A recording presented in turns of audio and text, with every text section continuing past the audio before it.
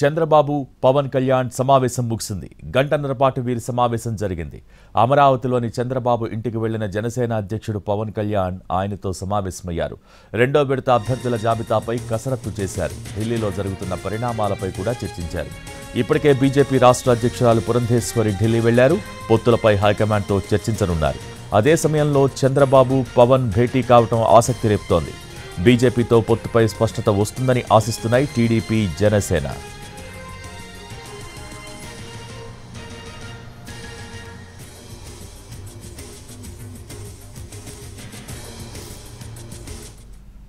చంద్రబాబు పవన్ కళ్యాణ్ సమావేశం ముగిసింది. గంటన్నర పాటు వీరి సమావేశం జరిగింది. అమరావతిలోని చంద్రబాబు ఇంటికి వెళ్లిన జనసేన అధ్యక్షుడు పవన్ కళ్యాణ్ ఆయనతో సమావేశమయ్యారు.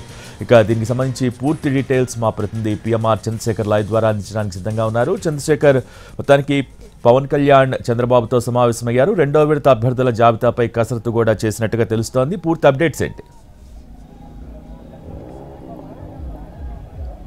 భోగి మనకు అందుతున్న సమాచారం మేరకైతే రెండో విడత అభ్యర్థుల కసరత్తుకు సంబంధించిన వ్యవహారం మీద ప్రధానంగా చర్చ జరిగినట్టుగా తెలుస్తుంది. దాదాపు గంటన్నర పాటు టీడీపీ అధినేత చంద్రబాబు నాయుడు అలాగే జనసేన అధినేత పవన్ కళ్యాణ్ వీళ్ళిద్దరూ కూడా భేటీ అయ్యారు. సో ఈ భేటీలో ప్రధానంగా రెండో విడత జాబితాలో ఎన్ని ప్రకటించాలి, ఒకవేళ ప్రకటిస్తే జనసేన వైపు నుంచి ఎన్ని, టీడీపీ వైపు నుంచి ఎన్ని ప్రకటించాల్సిన పరిస్థితి ఉంటుందన్న అంశానికి సంబంధించి కసరత్తు జరిగినట్లుగా మనకు అందుతున్న సమాచారం మేరకు తెలుస్తుంది. సో మనకి వస్తున్న సమాచారం మేరకు పార్టీలో జరుగుతున్న పరిణామాలు ఇవన్నీ చూస్తామంటే తెలుగుదేశం పార్టీ వైపు నుంచి దాదాపు 20 నుంచి 25 వరకు అసెంబ్లీ సెగ్మెంట్లకు సంబంధించిన స్థానాలు ప్రకటించే అవకాశం ఉన్నట్టుగా కనిపిస్తోంది.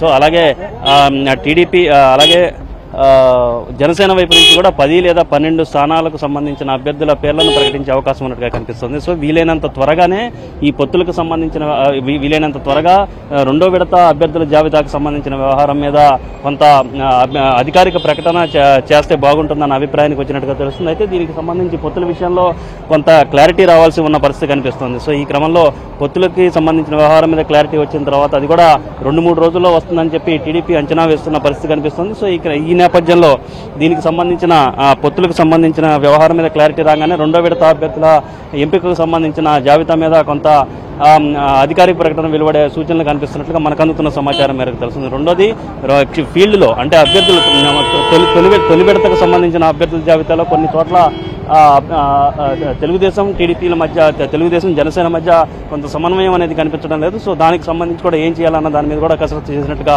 మనకు సమాచారం అందుతోంది. భోగి